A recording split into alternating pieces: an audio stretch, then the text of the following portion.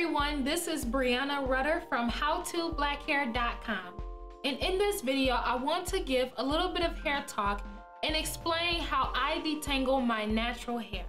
My detangling process is pretty simple and it seems to be universal because there's some key things that are a must to follow along with as you detangle your hair. So the first very important thing that you must follow along with as you detangle your hair is to detangle your hair from the ends all the way up to the roots of your hair. This is the best way to comb through your hair because this is the easiest way to rid of any tangles that you have.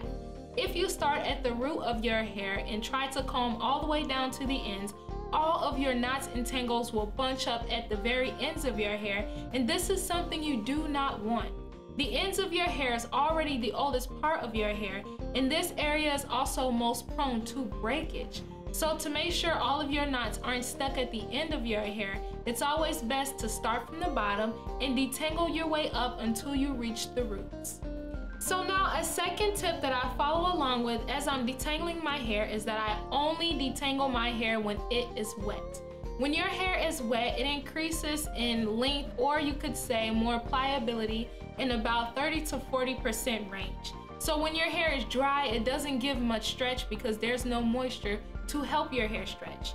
When your hair is wet, whether you have conditioner on it or you've lubricated your hair with some type of oil, that's when you want to detangle, because as your hair is wet, it will help give you some stretch as you are combing through your hair rather than giving resistance because it's dry. My third tip that is a must for detangling my hair is to use a wide tooth comb. If you happen to bypass all of the tips that I've shared so far, you cannot skip on this tip, because if you use fine tooth comb, your hair will just start to shed and break off like crazy. It's very important to use a wide tooth comb when detangling your hair because it doesn't create as much friction from your hair in the comb. It's better to use a comb that only have a couple of teeth than using a comb that has hundreds of teeth on it. Even if your hair may be relaxed or straight or extremely curly, it's always best to use a wide tooth comb because it prevents a lot of unnecessary tangles as well.